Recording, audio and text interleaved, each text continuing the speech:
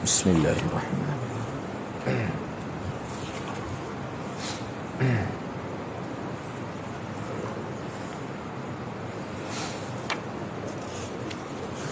Assalamualaikum warahmatullahi wabarakatuh. Alhamdulillahi rabbil alamin. Wassalatu wassalamu ala asyrafil anbiya'i wal mursalin. Nahmaduhu wa nasta'inuhu wa nastaghfiruh. Wa na'udzu billahi min shururi anfusina wa min sayyiati a'malina. Man yahdihillahu fala mudilla lahu wa man yudlil fala hadiya lahu. Rabbi shrah li sadri wa yassir li amri wahlul 'uqdatam min lisani yafqahu qawli. Amma ba'd. Alhamdulillah, bersyukur kepada Allah Subhanahu wa taala kerana dapat bersama pada pagi ini. Insya-Allah pada pagi ini saya akan sambung perbincangan hadis yang ke-52. Kalau kitab saya ni muka surat 767. Pengajaran hadis yang ke-52 ni mungkin ada perbezaan muka surat ni. Kalau tu muka surat berapa ni? Ya. Kalau hak tebal ni, kitab tebal muka surat 767 lah. Hak akhir tu kira pengajaran hadis lah, pengajaran dan kesimpulan 762. Kalau hak kitab nipis tu 762. Kalau hak kitab tebal ni 767. Baik, intisari hadis. Ni hadis ni intisari hadis yang ke-52. Antara pengajaran dan panduan, pedoman dan hukum-hukum yang terdapat dalam hadis yang ke-52 ni sebagaimana berikutlah. Kena ingatlah perbincangan kita dalam hadis 52 ni adalah berkait dengan perkara syubhat itu. Al-halal bayyinun wal haram bayyinun wa bainahuma umurun mushtabihat. Kalimah mushtabihat tu dia datang dalam pelbagai bentuk, 5 bentuk seperti yang telah kita sebut sebelum ini. Jadi pengajaran hadis ini yang pertama, ada benda atau perkara halal yang terang halalnya kerana telah ditetapkan hukumnya dengan dalil yang terang dan tegas, hingga tidak dapat diragukan lagi tentang halalnya. Dan ada juga benda atau perkara haram yang terang haramnya kerana telah ditetapkan hukumnya dengan dalil yang terang, hingga tidak dapat diragukan lagi tentang haramnya. Yang kedua, selain dua yang terang itu, yakni yang halal dan haram itu, terdapat satu lagi benda atau perkara yang tidak terang hukum halal dan haramnya kerana dalilnya tidak terang dan tegas. Ia disebut Nabi SAW sebagai benda-benda atau perkara-perkara syubhat. Yang ketiga, benda-benda atau perkara-perkara syubhat itu hukum halal haramnya tidak diketahui oleh ramai orang. Mana masyarakat awam seperti kita ni mungkin tak dapat nak kenal perkara itu, sebab tidak jelas hukum dia tu. Tapi semua perkara ni ada hukum. Semua perkara ni ada hukum, mesti ada. Kita boleh letak ke di bawah mana-mana hukum, 5 hukum syariat itu. Bagaimanapun tetap ada satu golongan manusia yang dapat mengetahui dan menentukan hukumnya, sama ada ia halal atau haram. Mereka ialah para mujtahidin dan orang-orang yang mendalam ilmu pengetahuannya. Jadi orang-orang inilah yang perlu kita rujuk dalam masalah ni. Untuk tahu, untuk dapat pencerahan, kena rujuk pada golongan yang mahir. Yang keempat, Nabi SAW menganjurkan umatnya supaya menjauhi benda-benda atau perkara-perkara syubhat. Dengan menjauhinya, agama dan maruah mereka akan selamat. Yang kelima, mengelak diri daripada perkara-perkara syubhat adalah salah satu langkah bercermat dalam beragama yang diajar oleh Rasulullah SAW. Jadi kalau tak jelas hukum, kecuali perkara itu, ataupun mungkinlah timbul, kalau dalam kita dia kata perkara itu jadi khilaf di kalangan ulama. Jadi hak khilaf tu dia tidak dikira sebagai syubhat. Apatah lagi kalau khilaf tu adalah hal-hal yang besar, perkara yang melibatkan khilaf haram ataupun tidak, ataupun khilaf berkait dengan syirik ataupun tidak. Perkara begitu perlu dijauhi. Mengelak daripada khilaf itu lebih diutamakan. Apatah lagi kalau perkara itu berkait dengan akidah, boleh menyebabkan jadi rosak, terkeluar seorang daripada agama, lagilah perlu dijauhi. Yang keenam, orang yang terlibat dengan perkara syubhat diumpamakan oleh Rasulullah sallallahu alaihi wasallam dengan pengembala yang melepaskan binatang ternakannya di sekitar kawasan larangan. Lambat laun binatang ternakan dia itu, lambat laun binatang ternakan itu akan termasuk ke tempat larangan itu.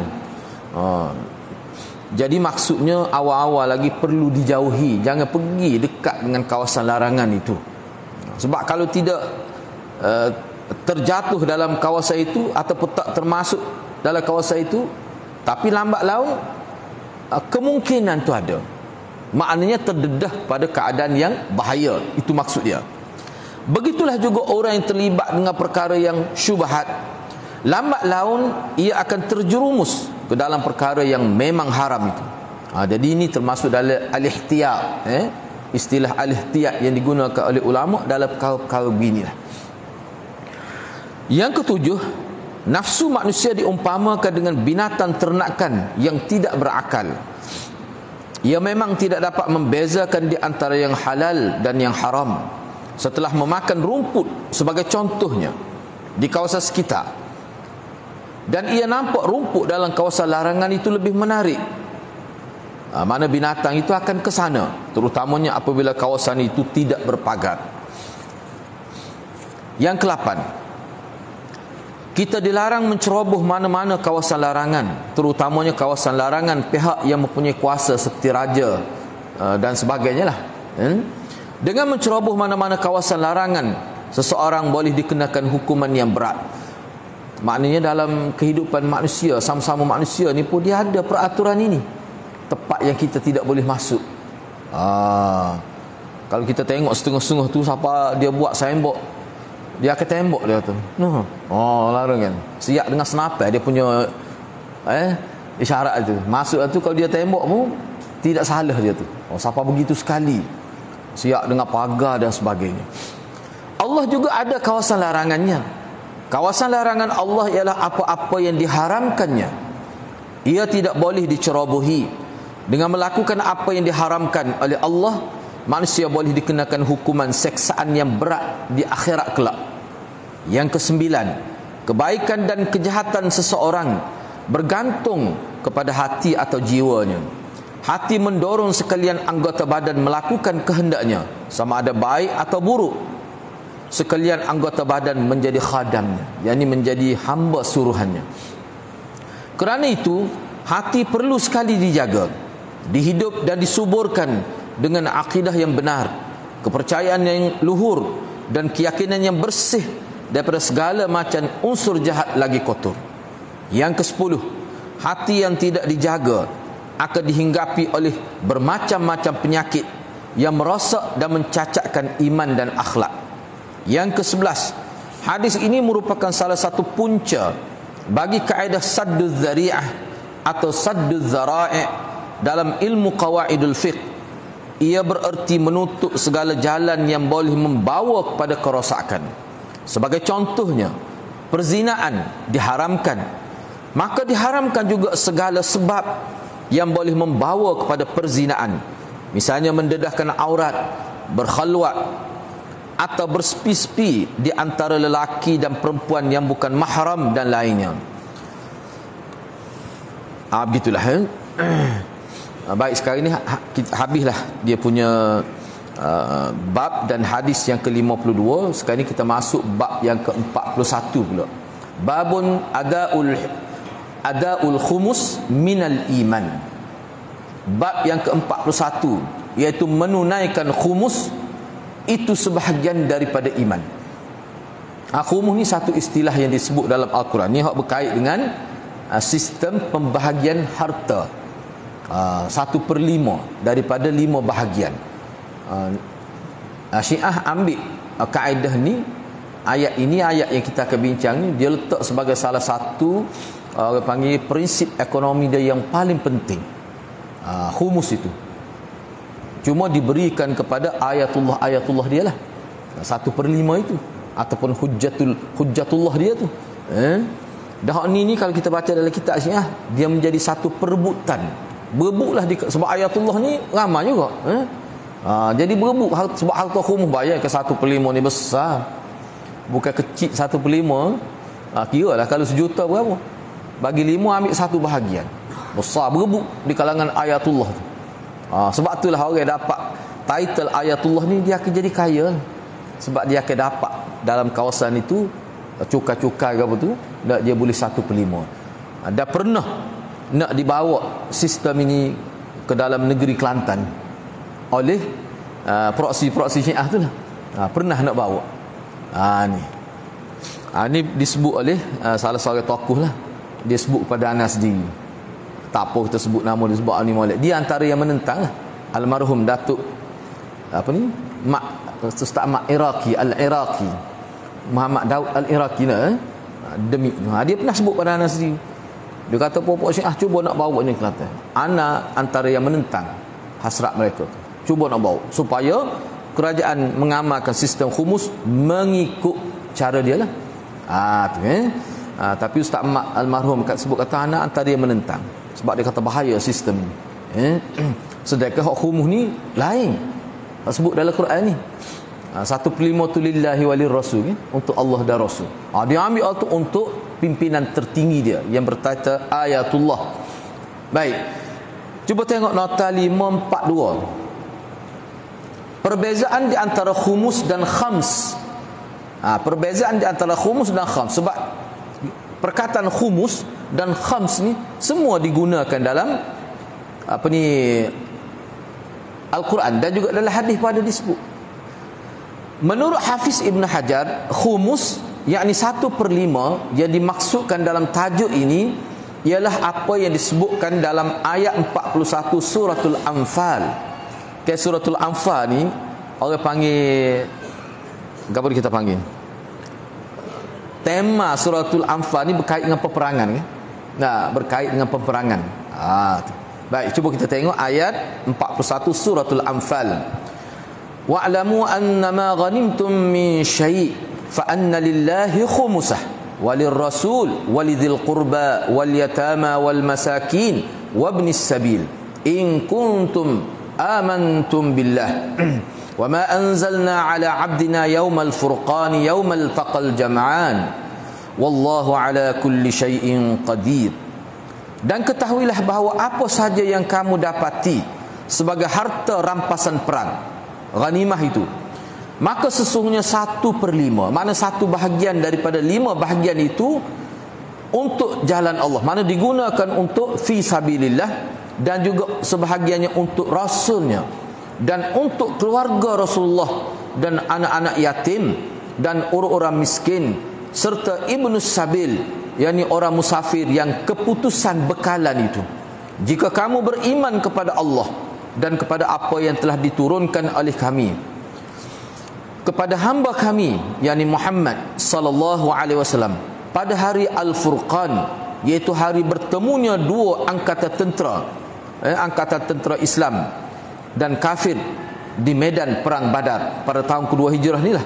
Dan ingatlah Allah Maha Kuasa atas tiap-tiap sesuatu. Sekiranya tajuk ini dibaca dengan khams, babun adaul khams minal iman, kalau baca gitu, tidak baca adaul khumus, tapi baca dengan adaul khams, sebagaimana ada diriwayatkan begitu bacaannya, maka ia bererti menunaikan rukun Islam yang 5. Hak itu termasuk dalam bahagian iman. Jadi perkataan khams yang memberi makna itu, khams itu memberi makna 5, itulah 5 rukun Islam itu. Hak itu memang ada sebut juga dalam hadis. Ada sebut juga dalam hadis. Contohnya hadis ni. Inilah biasa dia panggil hadis binaul Islam tu, bunyal Islam ala khams. Islam tu tegak di atas 5 perkara, yakni 5 rukun. Tetapi riwayat ini dan maknanya agak jauh untuk dikatakan sesuai dengan tajuk bab yang dibuat oleh Imam Bukhari ni, bab ke bab 1. Kalau kita nak baca babun adaul khams, tu jauh tu. Mana nak faham dengan hadis kita lepas ni, kita akan baca hadis lah. Tak masuk tu tajuk dengan hadis tu. Dia jadi gitu. Memandangkan hadis yang dikemukakan oleh Imam Bukhari di bawah bab yang ke-41 ini, ia langsung tidak menyebutkan tentang haji, sedangkan haji merupakan salah satu daripada rukun Islam. Jadi tak cukup lah kalau makna khams, 5. Bab khusus yang berkaitan dengan rukun Islam serta hadisnya juga telah dikemukakan oleh Imam Bukhari dalam tajuk sebelum ni. Jadi tak sesuai untuk diulangi perkara yang sama dalam bab yang ke-41 ni. Selain itu, khumus juga tersebut di dalamnya. Kalau begitu ia tidak jadi 5 lagi, bahkan jadi 6. Maka tidak dapat perkataan khumus yang tersebut dalam tajuk bab ini memang kena baca dengan khumus.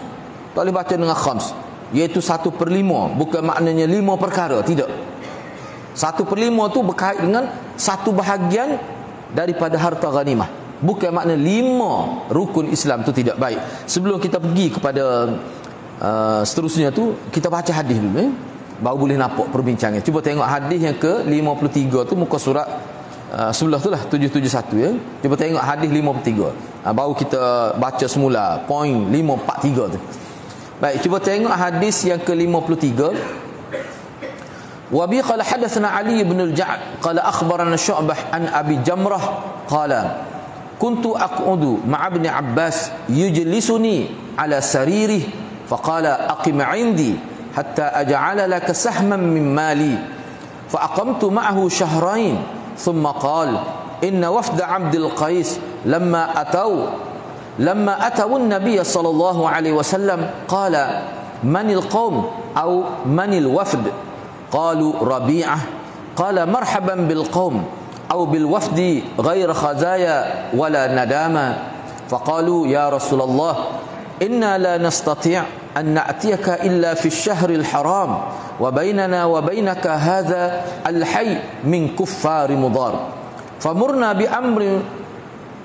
بأمر فصل نخبر به من وراءنا وندخل به الجنة وسألوه عن الأشربة فأمرهم ب4 ونهاهم عن 4 أمرهم بالإيمان بالله وحده قال أتدرون ما الإيمان بالله وحده قالوا الله ورسوله أعلم قال شهادة أن لا إله إلا الله وأن محمدا رسول الله وإقام الصلاة وإيتاء الزكاة وصيام رمضان وأن تؤتوا من المغنم الخمس ونهاهم عن 4 عن الحنتم والدباء والنقير والمزفت وربما قال المقير وقال احفظوهن وأخبروا بهن من وراءكم. Imam Bukhari dengan sanad yang telah meriwayatkan hadis ini daripada Ibnu Abbas itulah, daripada Abi Jamrah, daripada Ibnu Abbas itu. Jadi tak apa, terus kita ambil Imam Bukhari dengan sanad yang telah meriwayatkan hadis daripada Abi Jamrah. Kata Abi Jamrah, dia kata aku duduk bersama Ibnu Abbas. Ini kata Ibnu Abi Jamrah, dia kata aku duduk bersama Ibnu Abbas. Tapi beliau mendudukkan aku di atas katil dia. Katil ni maksudnya tempat duduk khusus dia lah. Sarik di sini ni kalau dalam syarah sebut, dia bukan katil hak tidur malam tu, tidak. Dia macam kursi juga. Dia ujung dia tu ada tempat tinggi sikit. Gapo dia panggil kat tempat kita, dia boleh duduk gitu, terlekat gitulah. Dia macam dia tak perlu guna batak dah. Ujung dia tu, salah satu ujung dia tu dia ada tinggi gitu. Dia boleh tu. Tu maksudnya. Tu. Jadi dia, sebab tu dia boleh letak aku atas tu, bukan kata kursi untuk muak seorang tu, bukan kata katil dia waktu tidur tu, jenis gitu. Tu. Ada setengah ulama sebut begitulah. Baik. Kata beliau kepadaku. Jadi Ibnu Abbas sebut kepada aku, tinggallah bersama kami beberapa ketika atau beberapa lama, sehingga aku memberi sebahagian daripada hartaku kepada engkau. Jadi kata Ibnu Abi Jamrah kata, aku pun duduklah. Tu. Kata Abi Jamrah, Abi Jamrah kata, aku pun duduklah, tinggallah bersama Ibnu Abbas itu selama 2 bulan. Kemudian dia berkata, yakni Ibnu Abbas, dia kata sesungguhnya rombongan dari suku Abdul Qais bila mereka datang kepada Nabi SAW, baginda bertanya, siapa rombongan ni? Ni rombongan ni daripada mana ni? Tu Nabi tanya. Ini dia riwayatkan cerita ni. Maka rombongan itu menjawab, kami ni daripada kabilah Rabi'ah.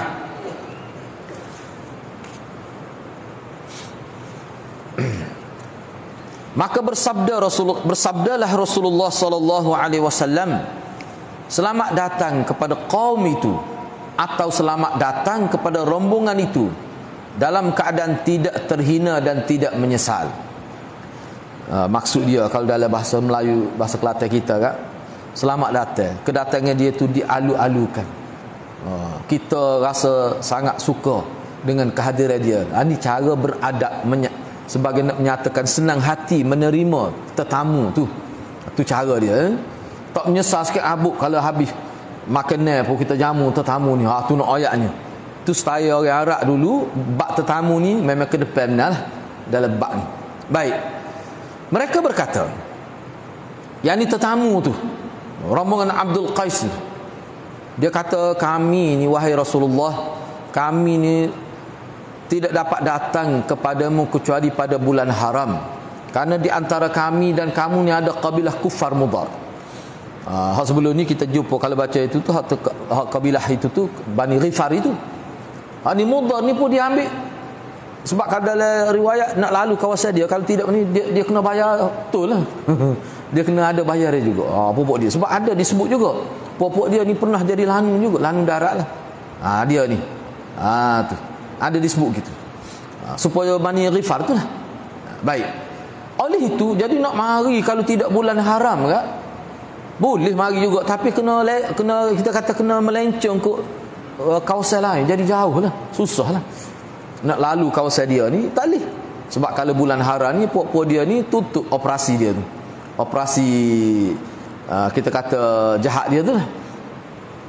Jadi bulan haram ialah kami boleh mari. Itulah Zulqa'dah, Zulhijjah, Muharram, Rejab, itulah itu bulan haram itu.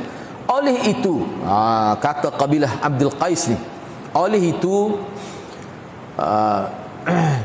suruhlah kami, perintahlah kami tentang sesuatu perkara yang jelas, supaya dapat kami ceritakan kepada orang-orang di belakang kami, supaya kami boleh royak kepada orang-orang kampung kami ni lah. Dan kami dapat masuk surga kerana kami buat suruhan itu. Maknanya suruhan ini berkait dengan perkara besar, yang mana kalau kami buat, siapa boleh masuk surga. Ni. Mereka juga tanya Nabi. Selain daripada itu, mereka juga tanya Nabi tentang bekas-bekas minuman yang ni lagu mana bekas ni? Bekas ni maksudnya bekas minuman khusus yang biasanya orang Arab guna untuk minum arak tu. Tu. Maka Nabi SAW menyuruh mereka 4 perkara dan melarang mereka daripada melakukan 4 perkara. Nabi SAW menyuruh mereka beriman kepada Allah sahaja. Baginda SAW bertanya, tahukah kamu apa itu beriman kepada Allah sahaja? Mereka berkata, Allah dan Rasulnya lah sahaja yang mengetahuinya.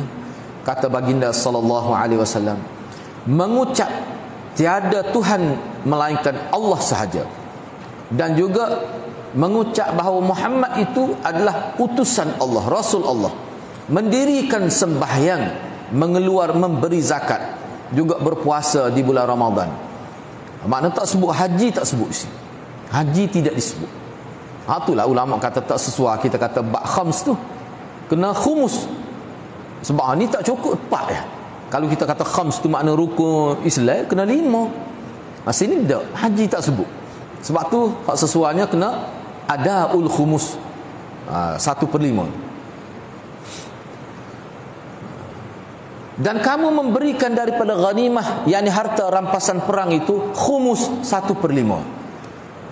Dan baginda sallallahu alaihi wasallam seterusnya bersabda, dan Nabi sallallahu alaihi wasallam dan Nabi Rasulullah sallallahu alaihi wasallam melarang mereka, ada baginda sallallahu alaihi wasallam melarang mereka daripada 4 perkara. Gapo dia 4 perkara tu? Al-hantam. Ada juga sebut al-hantum. Ni kalau dalam syarah kita baca syarah Mishkat tu, dalam ta'liq dia tu al-hantam. Gapo dia hantam? Tempayan hijau untuk membuat arak. Tu. Ni khususlah ni. Setengah ulama kata tempayan ini diperbuat daripada apa ni? Daripada umbi pokok. Ada setengah ulama kata dibuat daripada umbi. Tu ada waktu. Setengah kata buat daripada tanah liat dan macam-macam lah kalau sebut dalam syarah tu. Tapi hak ni untuk buat, inilah air anggur yang diperah tu, dia masuk dah tu untuk peram sehingga sampai satu tahap dia jadi arak. Ini antara bekas khusus lah. Lepas masuk Islam ni boleh guna lagi ke bekas tu? Tu lah. Takutnya teringat tu lah. Duk teringat minum, teringat arak. Engkau tak boleh minum dah arak. Suruh teringat gitu. Baik. Kemudian ad-dubba', iaitu bekas daripada labu kering juga untuk membuat arak, ataupun naqir, ni umbi ataupun pangkal pokok kurma yang dijadikan bekas dengan ditebuk bahagian dalamnya untuk membuat arak. Sebab ada yang dalam syarah hadis yang tengok tu, makna kalau guna bekas ni buat daripada pangkal ataupun umbi pokok kurma, proses menjadi arak tu jadi lebih cepat. Ada disebut gitu. Proses untuk bertukar air perahan itu, perahan anggur tu ataupun air perahan daripada buah kurma kalau misalnya, dia lebih cepat lagi untuk bertukar jadi arak tu. Tu. Mana proses tindak balas tu lebih cepat.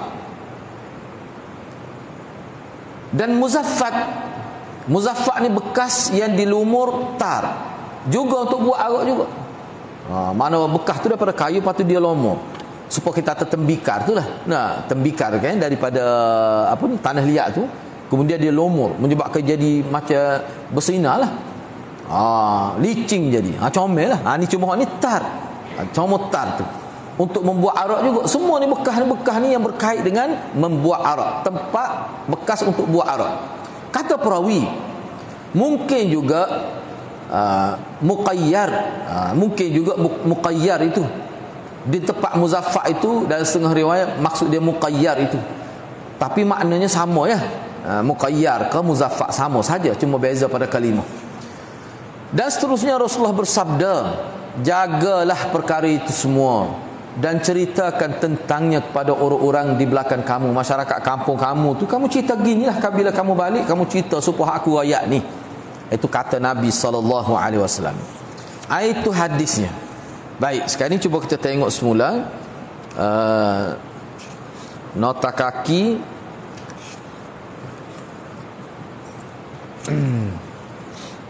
lima, mana ni? Dia panjang ni. 543. Nota kaki 543. Cuba tengok ni. Anak kena sebut jugalah ni sebab bila ngaji Bukhari ni penting ni. Tajuk dia tu kena faham tajuk dan faham dia punya maksud hadis yang dibawa. Di situlah difahami fiqh Imam Bukhari.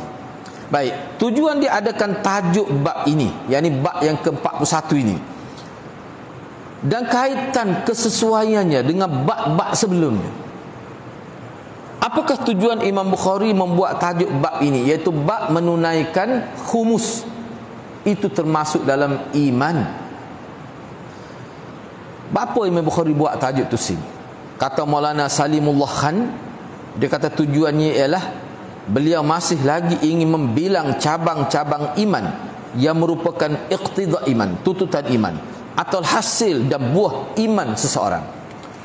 Tu. Ayatnya cabang iman ni banyak. Kalau hak sebelum ni kita bincang sebelum ni, Imam Bukhari ayatnya bahawa iman itu perbuatan. Iman itu perbuatan. Sebab tu kalau kita perhatikan di sini, dia berkait dengan perbuatan, perkara-perkara yang disebutkan dalam hadis. Dalam hadis, satu hadis di bawah bab ni semua tu berkait dengan perbuatan zahir, perbuatan zahir. Baik. Bab terakhir yang menyebut tentang cabang iman ialah bab mengiringi jenazah adalah sebahagian daripada iman. Hak sebelum ni, bab sebelum ni. Makna daripada tempat solat kita iringi jenazah pergi ke tanah perkuburan itu, hak tu termasuk dalam cabang iman. Boleh pahala besar. Nah, siapa boleh 2 qirat? Semaya saja saqirat. Nah, kalau semaya patut iringi pergi kubur boleh 2 qirat. Sahabat tanya Abu Hurairah, qirat ni ke dia? 1 qirat ni kata maknanya pahala sebesar bukit. Kalau 2 qirat 2 bukit. Disebut gitu. Kalau qirat dalam bentuk mata wang itu lain pula. Itu lain pula. Baik. Kemudian Imam Bukhari mengemukakan beberapa bab dengan tajuk yang berlainan coraknya. Setelah itu Imam Bukhari kembali membuat tajuk dengan corak yang telah dibuatnya sebelum itu. Maknanya hak ni salah satu bentuk pernyataan Imam Bukhari, amalan-amalan yang disebutkan dalam hadis ni itu termasuk dalam iman juga. Itu maksud dia. Mana corak tu? Laras bahasa begitu. Tujuannya ialah untuk menyatakan bahawa perkara-perkara yang disebutkan melalui tajuk-tajuk sebelum ini merupakan perkara yang selalu ditemui dan dihadapi oleh seseorang mukmin dalam kehidupan seharian dia. Adapun khumus, hak sebelum ni kan mengiringi jenazah, buat baik pada jiran, sayang kepada ansar, kan banyak kita jumpa dah. Hak tu termasuk dalam iman juga. Dan setengah-setengah tu perkara yang siapa bila-bila pada perbuat baik pada jiran ni sampai kiamat lah. Mana kalau kita jaga tu, makna kita akan memperkasakan iman kita. Dalam bab ni bicara tentang khumus. Khumus ni termasuk dalam perkara yang boleh memperkasakan iman juga. Perbuatan itu termasuk dalam bab iman juga. Tapi hak ni hak jarang-jarang jumpa, kena perai dulu baru ada hak ni. Tu pun kalau ada hal terampasan. Tu baik, cuba kita tengok. Adapun khumus yang disebutkan dalam tajuk bab ini, maka ia merupakan suatu perkara yang jarang sekali berlaku. Untuk ada khumus mestinya ada ghanimah, dan untuk ada ghanimah pula mesti adanya peperangan. Sedangkan peperangan adalah sesuatu yang jarang sekali berlaku dalam kehidupan seseorang. Walaupun begitu, menunaikan khumus tetap merupakan sebahagian daripada iman. Maka perkara yang boleh jadi seseorang tidak akan pernah temui walaupun sekali dalam hidupnya juga perlu diketahui. Walaupun perkara ni tak berlaku dalam hidup kita, khumus ini, tetapi perlu diketahui. Kita kena tahulah bahawa ianya juga adalah salah satu cabang daripada cabang-cabang keimanan. Sebab tu setengah ulama kata peperangan ini antara ciri-ciri lebihnya sahabat berbanding umat kemudian ni sebab mereka terlibat dalam peperangan. Bukan sekali peperangan. Mana dalam tempoh 10 tahun Nabi duduk di Madinah tu, cuba tengok berlaku lebih 23 peperangan. Lebih 23 peperangan. Capu hak kecil, capu hak besar, capu hak tak jadi perang, capu semua asalkan keluar dengan maksud nak perang, maka disenaraikan. Enggak selepas Nabi wafat, sahabat Nabi perang lagi. Sahabat ni dia berhenti perang bila dia cacat. Kalau tak mati dia jadi cacat, tak lagi dah perang. Baru dia tak pergi perang. Ataupun tua sangat, tak larat dah, baru berhenti perang. Ataupun kerana tak cukup kelengkapan, maka tak lagi perang. Mana kalau tak ada perkara itu, misalnya terpaksa jaga ibu bapa kerana tak ada orang jaga, itu tidak dibenarkan lah. Dalam hadis pun sebut, kalau tak ada sebab-sebab tu memang dia pergi perang. Jadi adalah ghanimah tu. Hak ni ulama kata hak ni saja, bab ni saja kita umat kemudian dia tak boleh lawan dah. Bab ni saja pun tak boleh lawan dah. Bahkan keluar berperang itu disenaraikan sebagai salah satu ciri besar yang membezakan antara munafik dengan sahabat. Itu ada disebut juga. Kesesuaian yang lain boleh juga diperhatikan pada tajuk mengiringi jenazah yang telah dibuat oleh Imam Bukhari sebelum ini. Sebelum inilah anda tak ingat bab itibaka boleh rujuk mengiringi jenazah ke tanah perkuburan. Hak tu termasuk dalam iman juga. Mana pahala besar juga tu. Jadi kesesuaian yang lain, yang mana kalau kita perhatikan pada tajuk mengiringi jenazah yang telah dibuat oleh Imam Bukhari sebelum ini, ia menunjukkan bahawa apabila berlaku peperangan, maka tentulah akan ada yang tercedera, dan boleh jadi cedera tu sampai peringkat meninggal dunia. Setengah tu mati di medan perang tu, setengah tu mati dalam perjalanan pulang, setengah tu mati bila balik rumah. Supaya Muaz. Apa ni? Sa'ad bin Mu'az kan. Tu mati selepas peperangan. Lama lagi sahabat lain cedera. Mai putus horak. Setengah tu putus, ditetak tangan, lekat di kulit. Duk koleh gitu. Dia payah nak perang muka tangan tu, duk lekat di kulit, dia pejak tu, dia potong tangan dia. Tinggal tangan di tengah medan perang, pergi dengan tak ada tangan sebelah. Tak boleh nak bayar kita. Tak boleh nak bayar kita.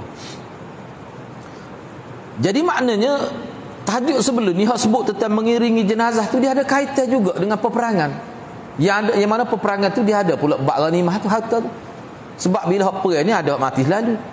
Kok mana pun bila mati berlaku mengiringi jenazah tu berlaku.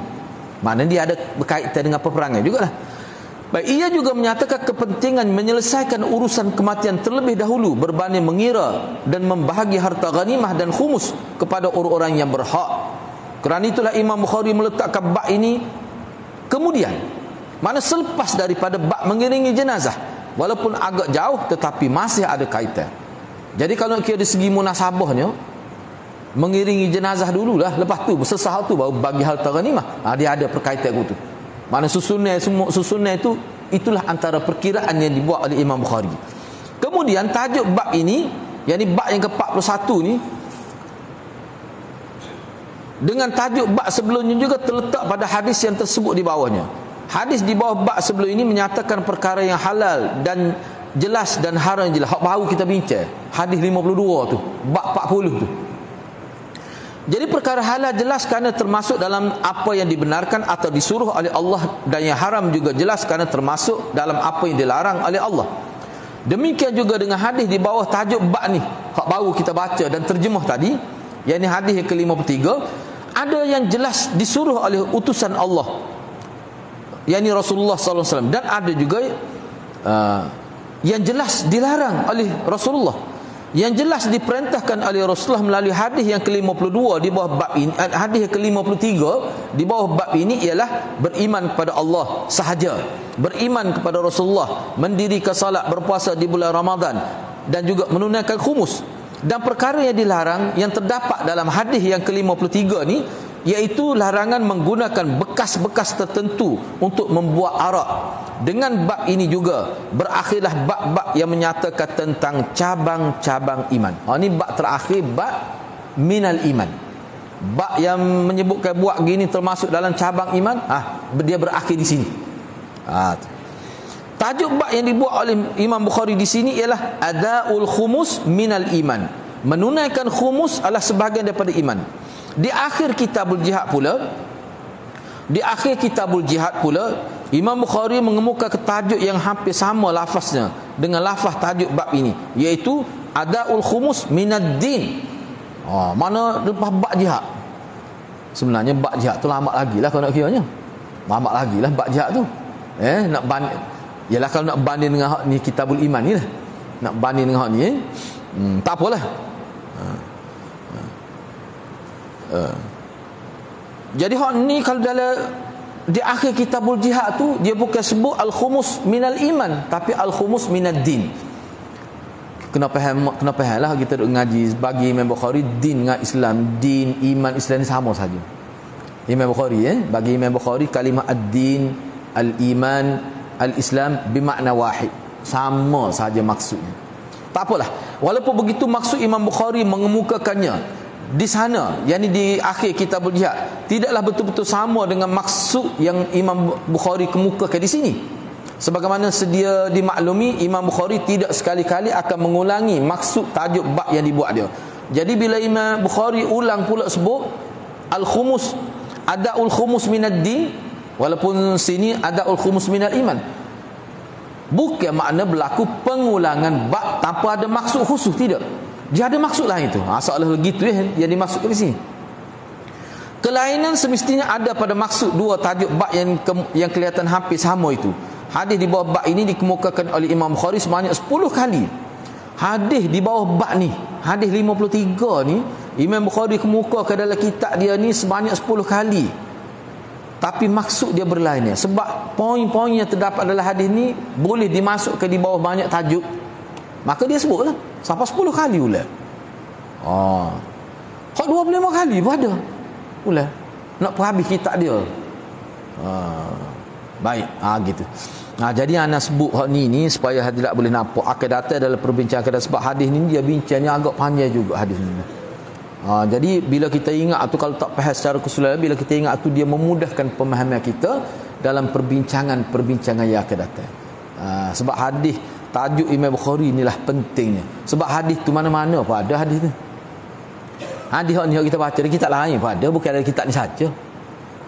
Tapi nak faham maksud Imam Bukhari, situlah terletak orang panggil nilai fik dia nya. Gitu maksud dia.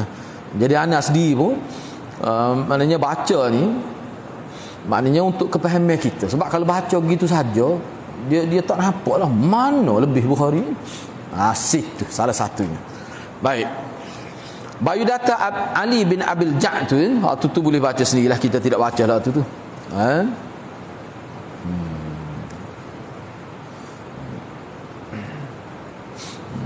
Cumanya ni agak panjang juga lah, ni kita bincang minggu depan lah, ni kita buat setakat itulah dulu.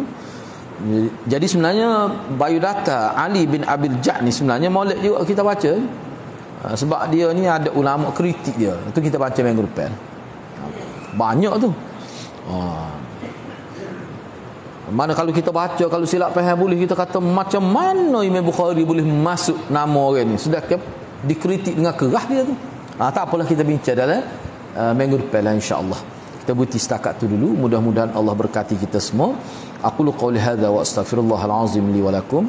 Wassalamualaikum warahmatullahi wabarakatuh.